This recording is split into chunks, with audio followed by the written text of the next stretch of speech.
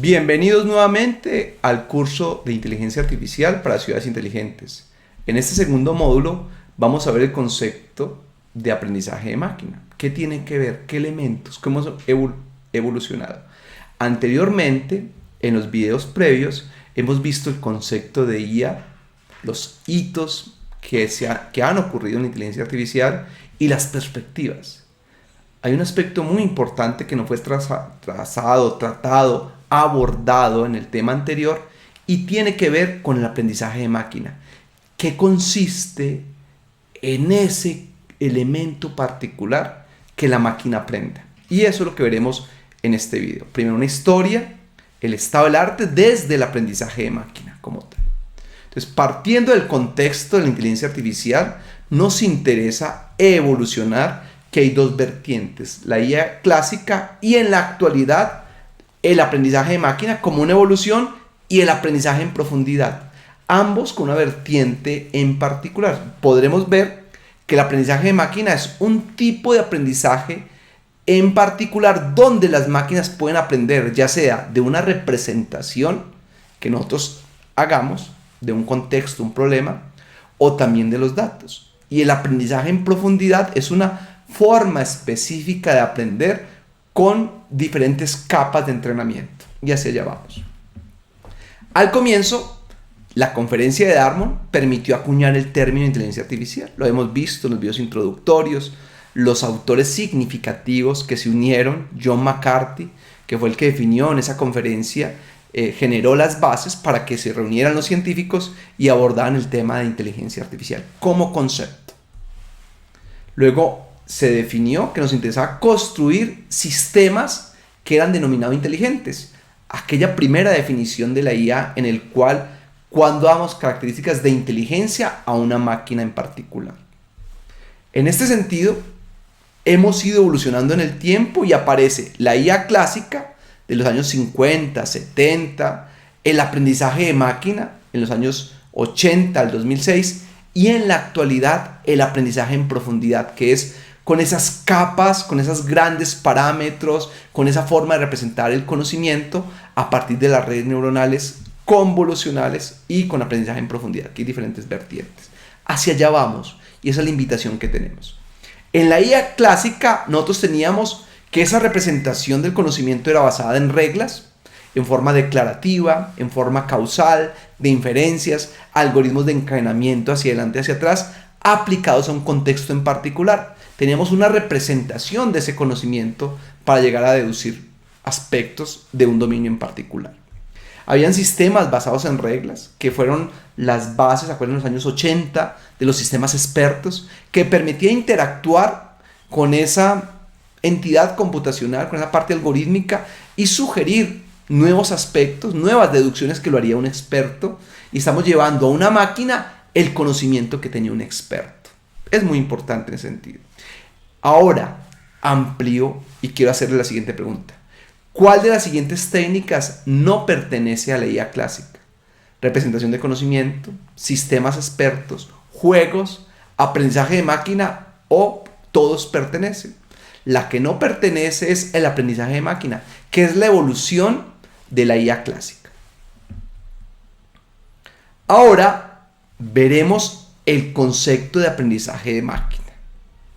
Hemos abordado esa IA clásica de forma de representar y continuaremos con los temas relacionados en qué características de aprendizaje de máquina, qué tiene que tener elementos. Primer aspecto crucial, el aprendizaje de máquina está enfocado a tener unos datos que realicen una tarea y esa forma de tenerlos, pero nosotros lo que tenemos que hacer es generar un modelo de aprendizaje a partir de los mismos datos y ese modelo permita inferir, digamos, o anticiparnos de acuerdo a los mismos datos a los resultados que estamos esperando. El aprendizaje de máquina está focalizado en los datos, en el valor de los datos, que es la nueva, digamos, fuente económica de muchas empresas en el mundo para abordar ese aprendizaje. Ahora, quiero que ustedes identifiquen diferentes esfuerzos que se hace cuando este proceso se lleva a cabo. Cuando estamos abordando aprendizaje de máquina, el primer elemento es entender el problema.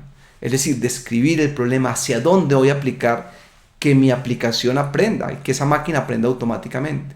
Para ello hay que definir cuándo aprendió y cuándo no. Cuándo es una solución acorde a lo que espero, son los criterios de evaluación, y a partir de allí, cuando llegue eso, evaluar si es correcta o no es correcta la afirmación que yo hago o el resultado que yo espero en el sistema. Se preparan los datos. Obviamente esos datos va a venir, digamos, de un histórico, una forma de capturar, de censar los datos. Se construye un modelo. Hay diferentes formas de modelo. Hay unos temas particulares de este aprendizaje de máquina que es: ¿yo qué quiero? ¿Quiero caracterizar un tipo de aprendizaje? ¿O quiero hacer perspectivas, agrupar? ¿Quiero inferir conocimiento? ¿Quiero hacer una clasificación de patrones? Ese modelo depende de lo que yo quiera. Tiene que ver con entender el problema y tiene que ver con los datos que representaría. Cuando yo hago un modelo, tiene una fiabilidad del 100%, ojalá se diese, pero tengo que definir qué escalas a partir de mis datos, y yo infiero en los resultados qué tan acorde es. Ese análisis de errores muchas veces se hace a través de una matriz de confusión. Esa matriz de confusión es para determinar qué tanto mi sistema clasifica o da, digamos, un adecuado resultados cuando quiero clasificar. O también puedo definir a través de ese análisis de errores qué tan acertado es mi sistema. Tiene que ver también con el criterio de evaluación. Cuando todo esto esté ajustado, que tenga muchas formas de validarlo, pues el sistema se genera a través de un único sistema que es el que interactúa con los usuarios. Estas son las etapas. ¿Dónde está lo más difícil? En preparar los datos, donde se va más tiempo, y en ese modelo integrado que va a permitir colocarlo en producción y que siga interactuando con los usuarios o con las personas o con los stakeholders, que se le dice, que hacen que abordemos este problema. Métodos de aprendizaje de máquina. Cuando hablamos de estos métodos, ¿qué elementos en particular, ya sean matemáticos, algorítmicos, tengo que tener en cuenta de acuerdo a la naturaleza del problema? Un ejemplo en particular. Hay algoritmos propios para el procesamiento del lenguaje natural, que el sistema aprenda la interacción con voz o contexto de las personas. ¿Cómo representar eso? ¿Qué tipo de algoritmo? Razonamiento basado en casos. ¿Qué tipo de algoritmos utilizo yo cuando quiero que ese aprendizaje sea a partir de imágenes diagnósticas, redes neuronales?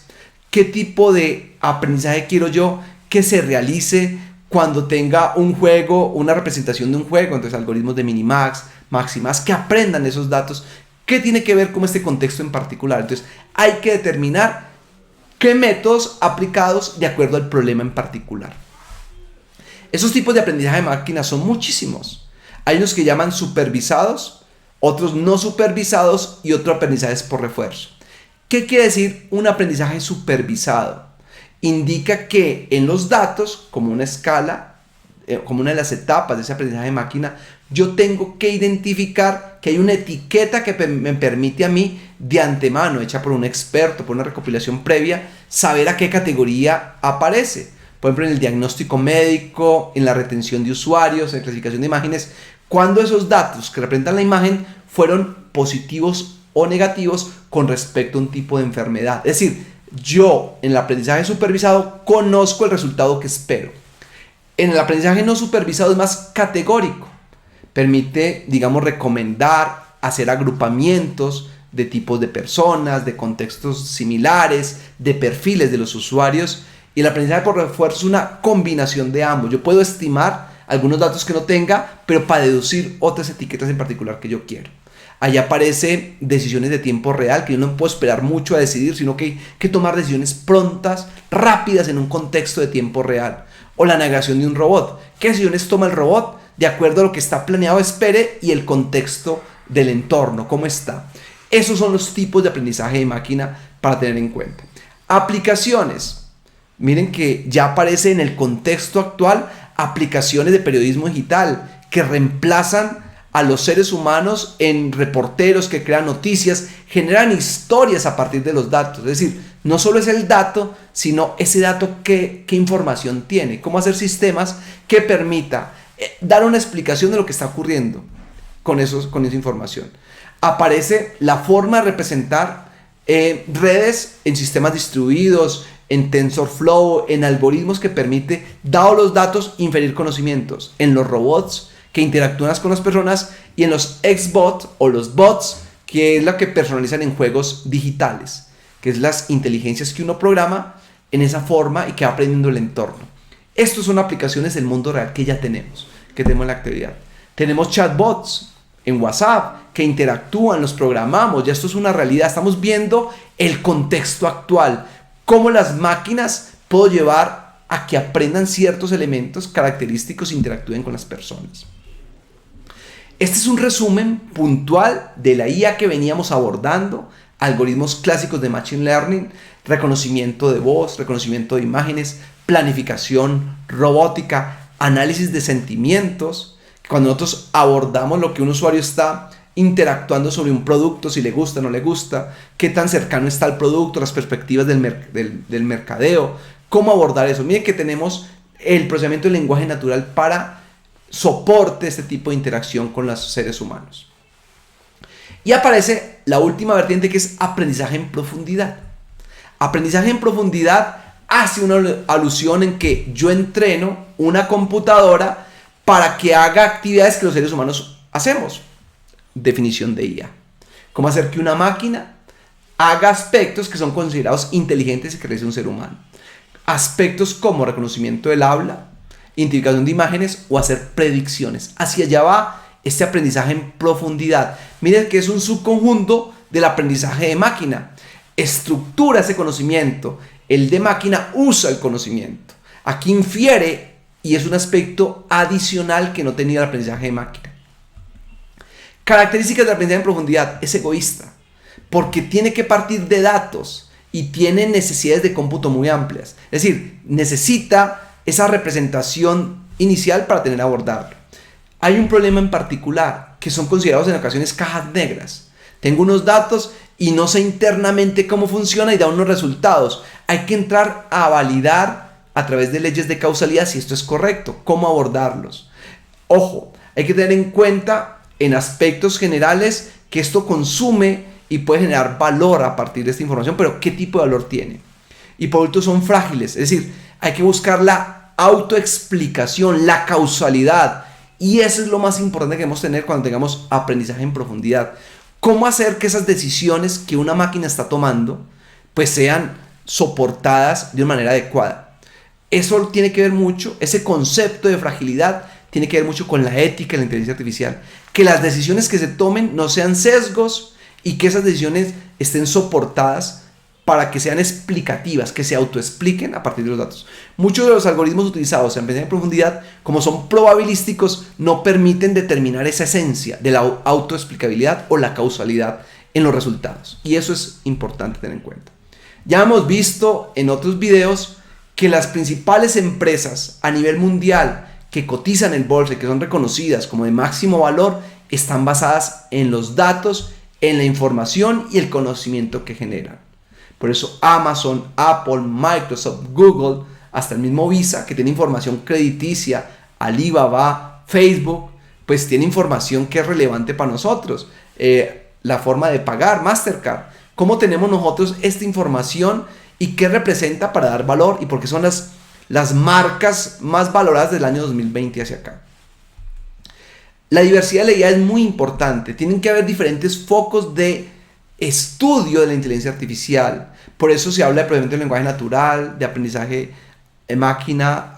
Se habla en contexto de cómo explicar la causalidad, de manera que tengamos un abanico amplio de posibilidades y no caigamos en el problema de estar monopolio científico y de plataformas, porque eso es muy crucial, que ojalá cada contexto y ojalá una apuesta de país, que tengamos nuestras propias herramientas y no utilicemos software legado de otras